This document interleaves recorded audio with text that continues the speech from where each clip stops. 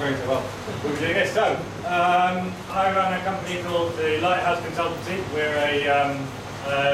We assist super yachts cruising in Indonesia, and that has developed. We can now do a little bit of consultancy. We help with people setting up projects and marine projects throughout Indonesia as well. But the core business that we focus on, and the business I actually enjoy the most, is helping super yachts as they're exploring Indonesia. So, the presentation that I have is going to be showing you several photographs, basically. The best thing about Indonesia is how beautiful it is. So rather than me standing here not presenting that very well, I thought I'd have some pretty images. So, there are several. Indonesia is the size of the land mass of the United States of America. So, you can see the sheer size of this area, and within the area are several cruising grounds that that vessels will visit. Now, this means that there is actually year-round cruising in Indonesia, which is great unless you want to plan a holiday or a day off. But when the yachts arrive, generally we'll bring them into Bali. They could be coming from Mr. Fang's very quality support here in Singapore, or they could be coming down from Phuket, just past Malaysia here, or coming up from Australia, particularly Cairns, where I believe there's some nice food and business. So, what I want to do is talk a little bit about the different cruising grounds. So, the first cruising ground predominantly comes out of Bali and then goes through the Komodo area. This area is called the Nusa Tenggara, and there are actually 2 or 3 different cruising areas split up into that because the area is so big. So basically getting from Bali across to Komodo, that's about 275 nautical miles. So you can continue the whole way along here. So we've had boats that have come and done 7-day trips just in the Komodo National Park, or we've had boats that have done 6 weeks exploring all the way through, and that's what we're going to talk about. Now, after we've done here, then you can potentially cross the Banda Sea here into this area, which is a smaller kind of shoulder cruising ground, and slightly different to Komodo. Then Raja Ampat, this is an area which has a lot of focus at the moment. Very, very beautiful, as you'll see from photos later. And then we'll talk a little bit about Cendrawasih Bay, which again is one of the smaller areas. So the largest 2 areas that people focus on generally are Raja Ampat and Komodo. Now, there's also cruising here in North Sulawesi. There's also orangutans here. There's also the surfing in the Mentawais down here. There's not a tremendous amount in and around Java, to be honest. But I can't talk about everything, and I'm only doing 2 minutes. So I'm just going to focus on these ones at the start. So let's talk a little bit about Bali to Komodo. Now, this part of any trip would be the distance intensive. So what we try and do is have stop-offs. So when a yacht will be cruising, the guests will board in Bali, and then we try to make stops throughout the itinerary. So, heading from Benoa Port in south of Bali here, there's a stop here in Komodo at Gili Island. There's a stop here for kite surfing. There's a very nice straight in here where we've had this stuff. There's islands, very scenic anchorage around here called Kraman, and then it continues on. Over here is a tented resort, Aman resort called Amanwana, which is very high end and very luxurious.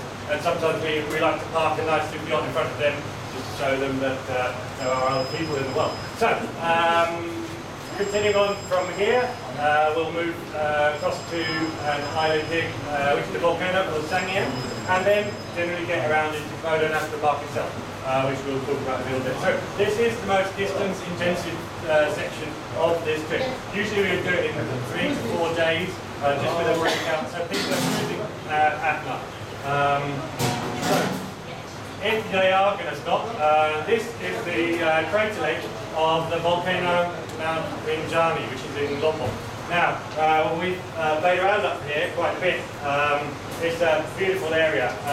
We were lucky enough to have helicopters to take us up there. It does take a little bit longer to climb up the volcano than it does to fly up. Or if you're the owner of the yacht, then you just fly down again, which is great, unless you bought 32 porters with you to carry all of the equipment that you need for your 2-night stay on the island, in which case those people and the crew need to walk down because there's only 5 seats in the helicopter, which is unfortunate. That's just one of those things. So here are some of the crew. This is the Crater Lake, and they've just done the trek. So what we also arranged here was some canoeing. So we took canoes up to the Crater Lake, and the family explored there. And this is the group of crew before they start heading back down the mountain. There they are, right on the summit. So it's pretty beautiful. There are lots and lots of volcanoes in Indonesia, and they kind of span the entire region. So there are volcanoes in Java, in Banda, as you'll see later. So it's certainly a highlight of people and of the trip. It's very cool for the helicopter. We're fortunate when we get the permits for the helicopters to be able to fly around and look at that, and that really is something that's beneficial.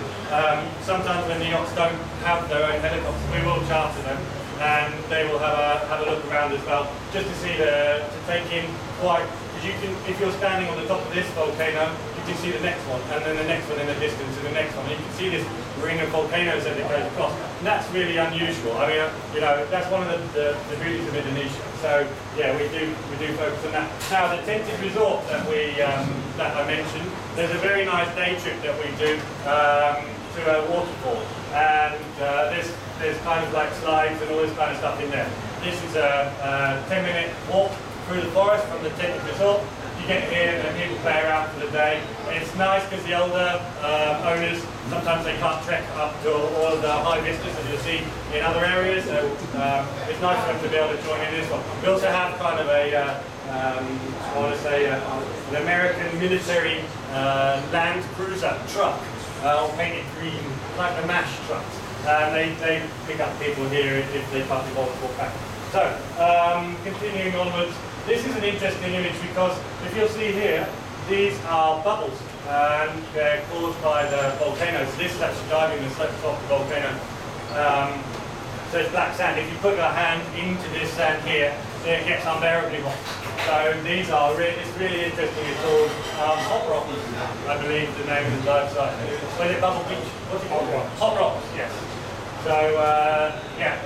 The diving in and around in Indonesia is pretty spectacular, as you can see here from one of the beaches. A yacht in just as they're approaching Komodo. Now, the next area we talked about is Komodo itself. So we basically travelled from Bali across to Komodo. Komodo is a much smaller cruising ground. Out distance-wise, but there are very, very many anchorages in this area. Okay, so you can spend 7-10 days just to new anchorages, predominantly out of the port of Labuan Bajo, which is here. So we'll be moving the boats, they'll be anchoring here, all these areas. There are Komodo dragons in this area, generic to Komodo itself, because of the very strong currents that are in the area. So they can't swim to other islands. So we're lucky about that, because they are quite ferocious. So these the dragons we'll go and visit at the ranger station here, and then there's no rangers here, so they're a lot more fun to visit these dragons down here, and they will chase you around because some reason people have tied fish to the back of Japanese people, and they run along with a thing. You can see it on the internet actually, so that's not good. So what else do we do? Yeah, they're all things you can do. So here's a few photos of cruising in Komodo. This is we did the tandem charter of helicopters to deliver guests out to Labuan Bajo, to Komodo. This actually stopped just next to the Moyo Resort. And Gary, my good friend and associate, was the guide on this vessel when he took us through. So this was at a time we were having a few issues with the regulations in Indonesia. They wouldn't let jets fly only into international airports, so we had to then react and adjust and accommodate that by chartering helicopters and flying guests to the areas where they want to go. So in Indonesia, regulations can sometimes impact on what you're trying to do, but what we do is work out the way around that, or how to ask the question in a slightly different way. So this is one of the beautiful beaches that you can see if you're exploring that area. This is Komodo dragon. And a very scary lizard. Greatest, largest lizard in the world. This is the protection stick of the ranger. So apparently the Komodo dragon is dangerous unless you are holding a stick with a fork in it. So you can see here, this man is entrusted with protecting the entire crew and owners of the sailing yacht Twizzle. And he did so very admirably with that stick with a fork in it. These two guys here, Captain and Chef, they're not qualified to hold the stick with the fork in it, so obviously they were at severe risk. So luckily the ranger would accompany them and protect them. Here is the yacht Serenity J in an anchorage in Komodo. This is a village of Bajau people, which is a nomadic community who have basically were living on the waves. And now they're kind of they've settled a little bit more here, so you can visit these villages. We take the guests to go and see and interact with these guys. It's really nice. There's some villages in Komodo which are so friendly and so nice. And when we go, we often take school supplies and this kind of thing. We try and focus on the children to explain to them that tourism is a positive thing. Sometimes they see not the good side of tourism, people coming in not paying attention to their lives or anything. So we generally really do like to have that interaction. And these guys, I've seen a village where the school was delivered a very nice gift, and this whole school came out and sang to the guests as they did it, and there were a lot of tears for that. It was pretty special. So nice experience there. This is there's a turtle head just here, and that's Gary. He is receding. Actually, if you'll notice there, much more. There you go. So you can see here that this is a very beautiful reef in Komodo, and every area of the rocks underwater is washed with nutrient-rich water from the volcano. So it's actually, I mean, the whole of Indonesia, the underwater experience is similar to this. View from a drone. Small island in Komodo. The currents of Komodo are quite notorious. And that's because it's the transfer of water from the Pacific Ocean through to the Indian Ocean. And that's what creates it. So they're going through large bodies of water, going through very small gaps between the islands. So that creates very, very fast currents. So it's very, very important to have someone like Gary on the boat when you have guests, because you want every guest to come back from every experience. So we have dangerous dragons and dangerous water. So obviously it's very important to have people around who will help you stay alive. Here is a tender. Here is some time that you would spend on the beach. Obviously, lots and lots of beaches on the island. Now, some of them are only accessible during certain times.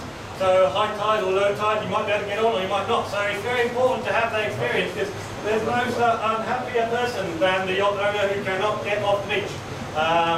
So, we've actually driven around with tenders and gauged beaches and taken photos at the various tides in order for one particular owner who likes to have his he likes to have his plans in the right place. So we have, that was one of the images of that trip. Now, next we would continue from Komodo. We're going to go across to Flores and Alor. This is an area which we predominantly visit if people have a bit more time. So, this is, there's not so much anchorages and cruising in this area, so it's probably a 3 or 4 day add-on to a Komodo trip. You can see various anchorages all the way throughout here. You can, and obviously visiting beautiful beaches and visiting communities is part of the attractions here as well. This is the coconut man of Flores. He likes his coconuts. Here are some whales. I don't know what kind of whales, big ones. So there is a migration that goes on the southern coast of Alor, between here and East Timor. So it's actually a very, very good place to see migrating whales at certain times of year. October, November is probably the best time to go there. There's a yacht called Andiamo, which went fitted. Here is a traditional Floresian village. And yes, we did fly a helicopter to land in the middle of that. Here is a yacht called, which Gary guided through Indonesia, a yacht called Beluga, who I think you probably know Captain Bob from there. This is a volcano called Komba. Now, up until about a year ago, this volcano would erupt like this every 15 minutes. It was great. It was just perfect. You could go, you could anchor off, you could see that, and then one day someone turned the tap off, so it's broken. So it doesn't do that now. But it did used to do this, and was very interesting. There's a school of barracuda around the eastern side of the island. So it's still a lovely place to go and see. And just to have just a volcano rising up out of the ocean, that's pretty cool. These are the three different coloured lakes of Kelimutu in Flores. You can see here this lake is a slightly different colour to that one, and then there's another one further on. I believe it's something to do with sulphur, but that may be incorrect. This is Nemo. This is beach. Here we go, we're moving on to the Banda Sea. Now the Banda Sea is an interesting cruising area for Indonesia because it's not so much based on the beauty of the area. It's more based on the history of the area. Now, in the 1600s, this was the only place in the world that you could source nutmeg and cloves. So the spice, when people from America and England were trying to find the source of the spice trade, sorry, it's not that bad. At least it didn't hit the wall. If it's going to hit the wall, just, yeah. So this is the Banda Neira, which was the source of the nutmeg in the world. Now it's been colonised by the Dutch, by the English. We were the best, and also the Spanish and the Portuguese. So there are remnants of that, that colonisation throughout this area. It's very interesting as a 2 or 3 day addition for a yacht. So if the yacht wants to, they can fly in, they're internationally into Ambon, get on the boat there, cruise 120 miles down to Banda, and then come and see it.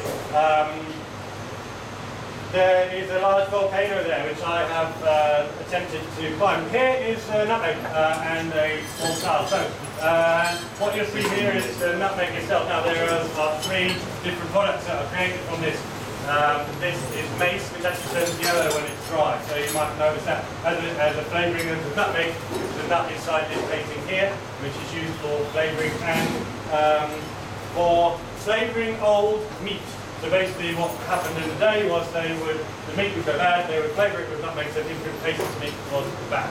So that is the reason for that. That and something to do with men and making them stronger.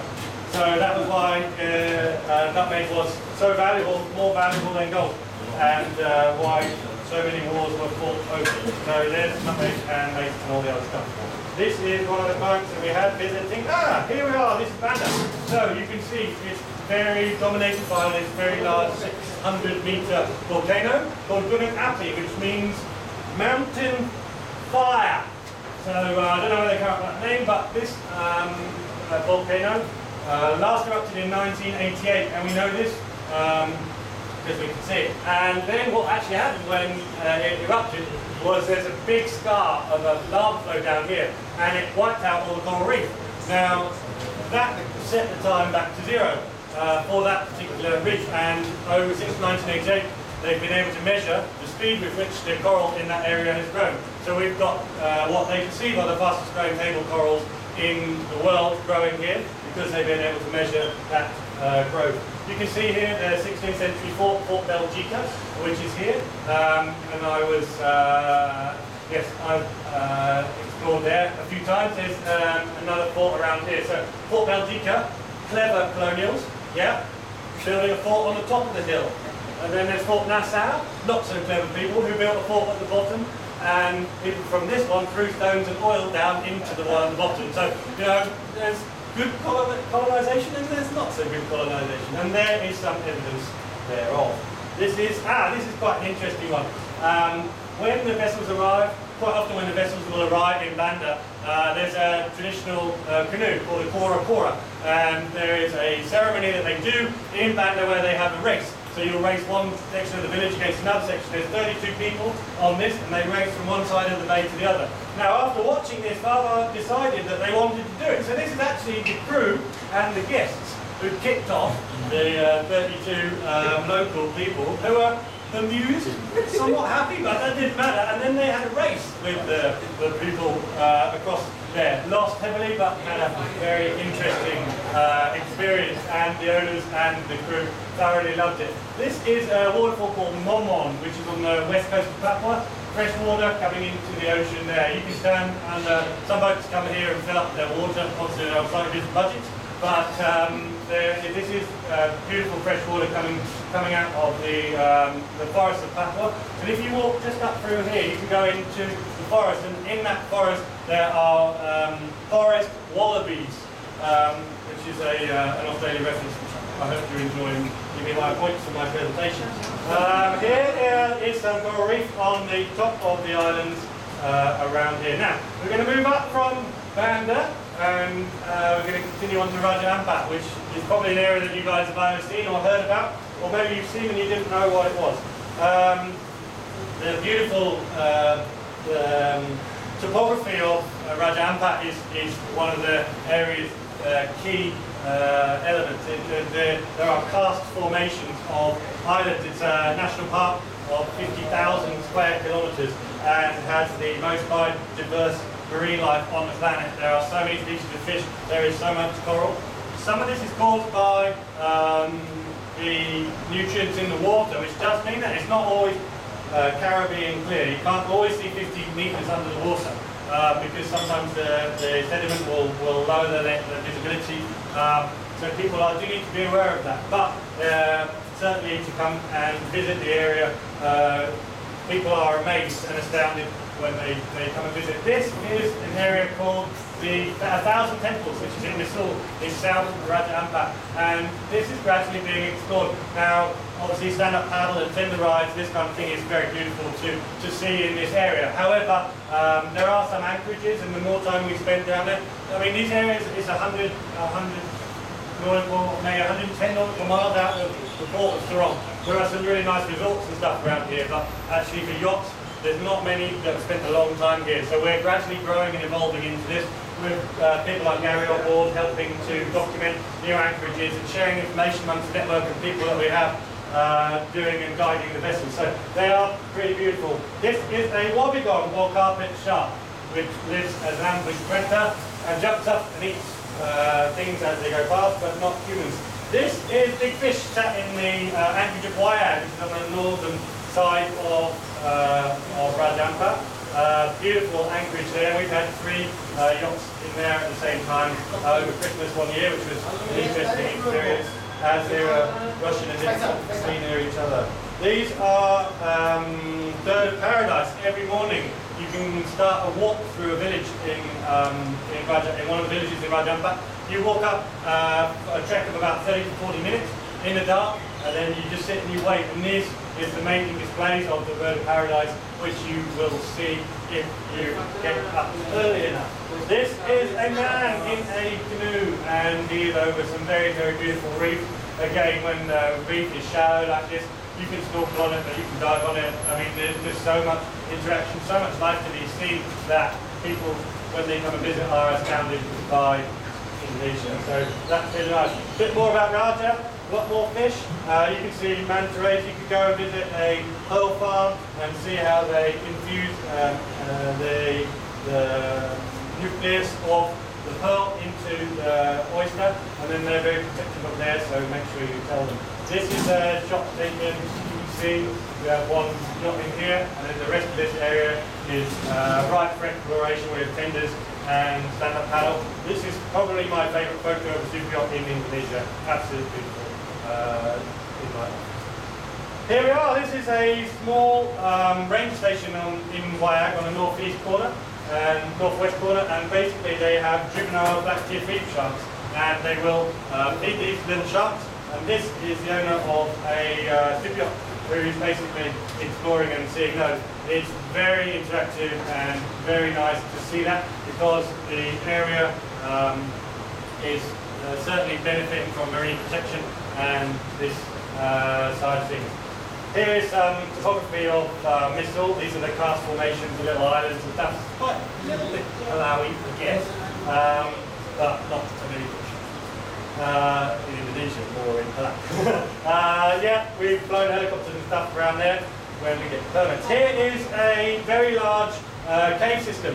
So basically you can start your kayaking or stand-up paddle, and you can cruise into here. Now this cave actually goes back about 300 meters, so it's huge. It's really, really nice experience to go through there. People are pretty wowed. I can't get the photo to show it, because if you see how big the entrance is, you lose the impact of what it is. So it's certainly a beautiful area. Here is this particular yacht wanted to purchase a tender, a new tender. So they actually did buy this, and then the kids on the yacht painted it up in the same logo with the yacht and everything, and they were paddling it around in Rada, which I thought was really pretty cool. Chindosi Bay, this is the last of the cruising areas I'm going to talk about, and here is very famous for whale sharks. We have a guaranteed interaction with whale sharks if you listen to me how you do it. If you don't, you might not see them, but whale sharks with eyebrow fish are based around fishing platforms. We're very fortunate that the fishermen perceive them to be good luck, so they don't eat them. So they protect them and they actually feed them. So if we let the fishermen know that they're going to be coming, they will feed the fish, the whale shark, and then you can interact with them. Here are the fishing platforms that you're on. You can see them here. So you basically walk up to here, and then the nets, they use lights to attract the bait fish, as it seems to be the moon. The fish come up, they catch them, and then the whale sharks come in and they suck on those nets to get their fish soup. This is Archimedes, who came and explored in 2011, maybe. There's whale sharks on the surface, so sometimes you get 4 or 5 whale sharks at the same time. It's very, very cool. I don't know anywhere else that you can do that kind of thing. I know in Mexico they have whale sharks, but migratory, and you swim along with them. These ones just sit there. It's about 30 meters of water, beautiful calm conditions, and absolutely lovely. So, yeah, that's Chindosi Bay, looking all beautiful. There's some coral and some... This is the guiding light of Indonesia. Usually it's been shining off the top of my head, but this is what I spend most of my time doing in Indonesia, solving problems on the telephone. So, I would like to tell you about some of the small problems that we do face in Indonesia. Now, we have the officials, regulations, and interpreting the regulations in slightly different ways in every port in Indonesia, which is great, considering we deal with potentially 15 different ports during the time that the vessel's cruising, so you can imagine that's challenging for us. There really aren't many berths in Bali. There are anchorages and stuff, but we have one small berthing area which can cope with 3 liverboards, 3 yachts side by side in a bed berth, a med berth. And it's quite frustrating because you can't really book it in advance, and if it's owned by the harbour authority, so if they decide that they want the boat to come in, then we all have to move with 2 or 3 hours notice, which you can imagine is fun for a super yacht captain. We do have some visa issues. Sometimes the visas that get issued are for 60 days, and the yacht wants to stay longer, or they're 30 days, and then you cannot extend them. So we're working through some of those issues with the government. We do have issues sometimes with ship spares in transit, and customs are generally a pain, and the development potential and adding marinas and this kind of thing to the country, yeah, it's very positive, but whether or not the communities themselves will grow and enjoy the presence of the marinas is the challenge. There's also the concept that is a marina going to be successful in an area where people live off rice and fish and don't want to spend any money in a marina, so you really do have to consider the talk about 30 new marinas going into Indonesia, I think, is potentially not the best. And then obviously we deal with the negative impact of all of those challenges. People say, oh, it's a pain over there, don't bother going, and yeah, no one's happy with that. So that's why you need us. We are a small 8 people in our team, and we help between 20 and 25 super yachts visit Indonesia in a year. Now, some of the yachts spend 18 months in the country. Some of them spend a month, so it really just depends. It's impossible to it depends on the owner, so it's impossible to put them all together. Now, we have been in the country for 15 years. We own a resort and other properties in the country, so that experience certainly helps us to be able to provide assistance to people, and mainly we solve problems. We answer challenges and questions all the time, and sometimes it's not a case of there being no, it's just a case that you haven't answered the question in the right way. So you need the experience, you need the years that you've lived out there, and the network you've got to make phone calls, to talk to people, to explain to the captains in advance that they're coming what's going to happen. I think that's really important. So that's one of our dive guides. Steve Monday is full time, and then obviously we have international guides like Gary and other people as well. Here at Bali International Airport, it's actually a really nice executive jet terminal. Here's some of the one of the yachts coming into Bali port itself, the East Dock, which is that commercial dock where you get asked to move. This is one of the yacht heli charters we did. This is Barbecue Dock. So this is where the area that we have to put our vessels. Anyone staying long term in Bali, that's it. That's what we're faced with. So obviously we're dealing with those vessels in the Medberth. They come in as long as they can, and then they head out. So, yeah, this is one of our personal trainers working on the yachts. We do have to bunker across all of the islands. Obviously, travelling so far, you end up with logistical requirements, and yeah, we have to oversee all of those to make sure that we're submitting the right permits and make sure that people don't get hassled by the authorities in these areas who see a white boat come in and go, whoo, that's got some money. So our goal is to make it as easy and straightforward as possible. That is my darling wife. Very happy lady, you can see. So yeah, she likes her tomatoes and her asparagus, and she arranges to supply provisions to all of the yachts across Indonesia. So we have to fly the provisions, we have to pack them, jelly ice, and send them not too much jelly ice because then they rot, or if you don't put enough then they rot. And then sometimes they have to fly on cargo of domestic airlines, which are notoriously late, delayed or cancelled. So we are very challenged in that element, but we have a very strong network and a lot of backups, a lot of plan Bs and plan Cs that we put together. So the end of my presentation is nigh. We're all going to be very happy about that. Here's a little bit of feedback from one of the captains from one of the yachts.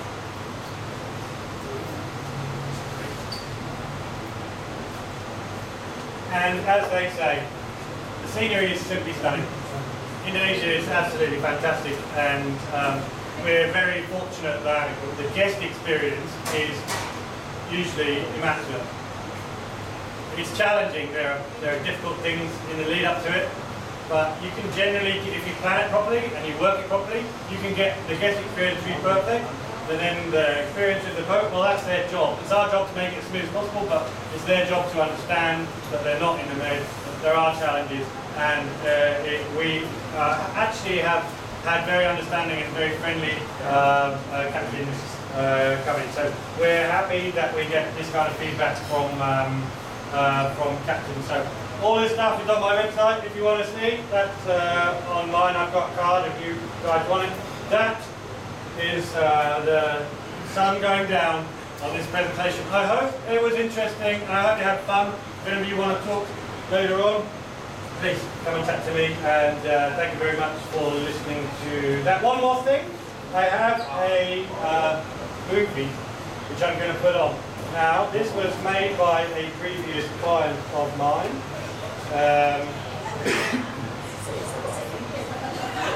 So it just sums it up. This actually will show you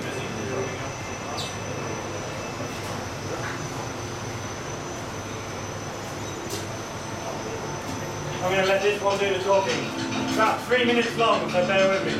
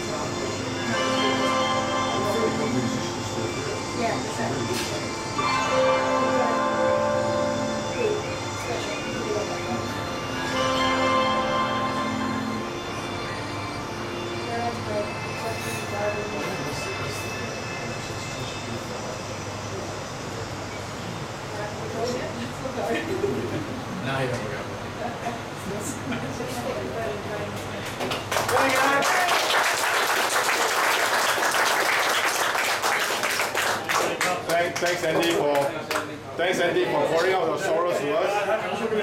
Now the food is ready. Please help yourself. Come.